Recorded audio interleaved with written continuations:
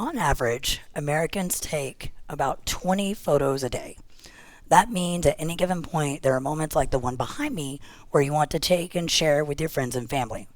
And that number only gets bigger when we travel. We filter, frame, share, and crop our photos to make them as eye-catching as possible. But I'm not here to talk about filters or travel photo ideas. Instead, I want to look at what power and consent look like in a photograph. How do we gain access or give access to our travel photos to others? And above all, what does accessibility look like whenever we put consent, privacy, and power together? Uncle Ben is right. With great power comes great responsibility. If Spider-Man has to be mindful of who and what he takes photos of while on the job, we should do the same when we travel, right? The idea is that every story behind every photograph is never closed. The people behind me, walking in front of the Boston Public Library, have stories that intertwine, connect, and enrich our own. And the idea is that moments like these are special, and every photo we take is of a special moment. But it's in these enriched moments where we sometimes slip up. Context is missing, we crop the photo, the story isn't full. And so we need to be mindful of how and where we share our travel photos today and moving forward. Thanks to Travel Talk, YouTube, and trenders on Instagram, Facebook, and the like, travel photography has become a much more embodied experience than when we started working with it in the 1800s. And not every photo has a happy beginning, and travel photography has much darker origins than we might realize. The rapid circulation, vivid detail, and vivid descriptions of travel photography have rough beginnings in the bloody aftermath of battles in the 19th and 20th centuries in the Middle East, Africa, Asia, South America, and Australia. Captions like photobomb, capture, and snapshot didn't appear out of thin air, and neither did the violence that is embedded in travel photography. Over time, we became what we beheld, and that remains true today. The violence that is embedded in travel photography is a stark reminder that privacy, access, and consent should be in the forefront of our mind when we're taking pictures, whether we're near home or farther abroad. 9 years ago, I found myself in Japan taking pictures as part of my MA. I took over 1,000 photos in Tokyo, Osaka, Hiroshima, and Kyoto, but only one image stayed burned in my mind: a geisha in a blue kimono walking to and from a theater in Kyoto. A few days after I took the photo, someone told me that it's extremely disrespectful to take pictures of geisha when they're walking to and from venues. I was embarrassed, and I deleted the photo. I didn't want to perpetuate the idea that because I was an American and because I was foreign that I didn't know Japanese photography and cultural practices. Consent, especially the consent to take a photograph, should not be tossed away or laid aside, and I'm ashamed to say that in that moment, for me, it was. When I do share this story with other people, I like to reference this photo instead. 2 women performing a dance in a historic theater in Kyoto, sharing their culture with people that are willing to listen. Has anybody ever told you to act natural before they took a photo? And maybe you didn't want your picture taken in the first place. Or like me, you decided to stand smack dab in the middle of the Magic Kingdom at Disney World and be natural with my own camera. Privacy, especially privacy in photography, has legal, contextual, and cultural layers that need to be acknowledged. Whenever we're traveling, we need to be mindful if there are any laws in place regarding photography in public places. And now most, if not all, public places have an implied consent. So if you are there, you are consenting for your right to be photographed or taken a picture of. And in private places, you need to get consent. Now, neither of these ideas are new, but they are especially prevalent in a time where we are continuing to use photography as an implied and integral means of communication. One thing that we all love to do, travel or otherwise, is zoom in on a picture. So behind me, we have a disco ball. It's very grainy. We have lights and a ceiling. but we don't know where that disco ball is. We don't know why it's there.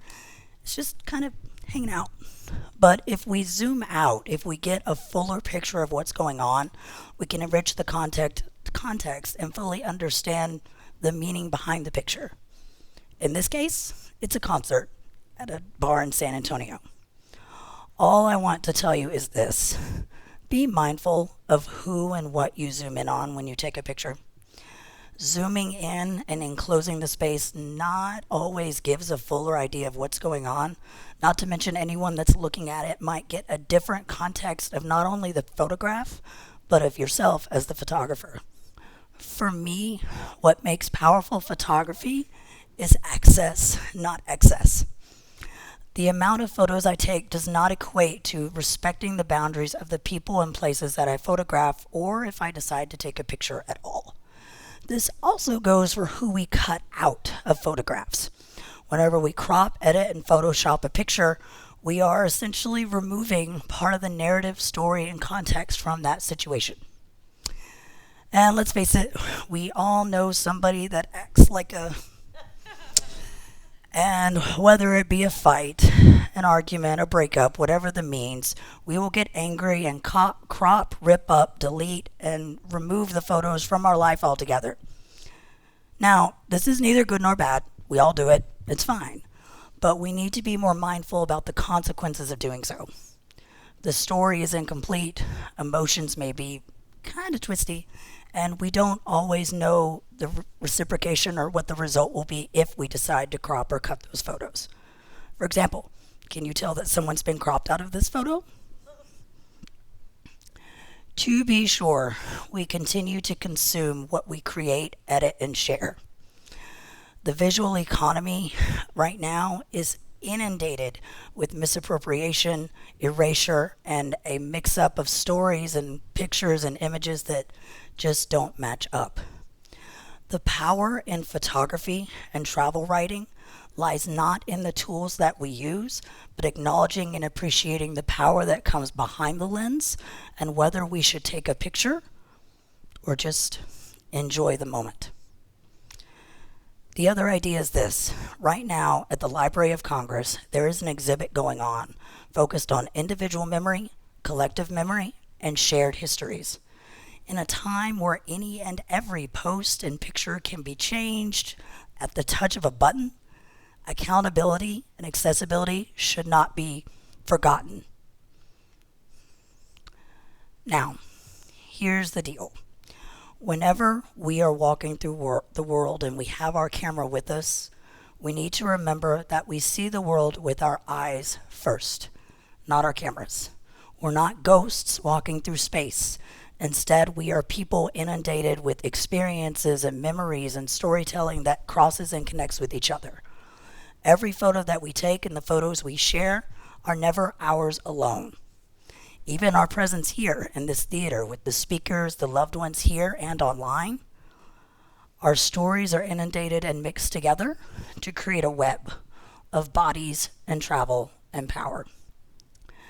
And the beautiful idea and that beautiful aspect about travel photography is that it cherishes the humanity of the moment.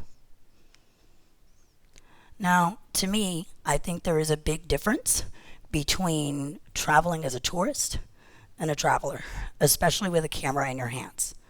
At any point in time, you can be an observer and observed at the same time.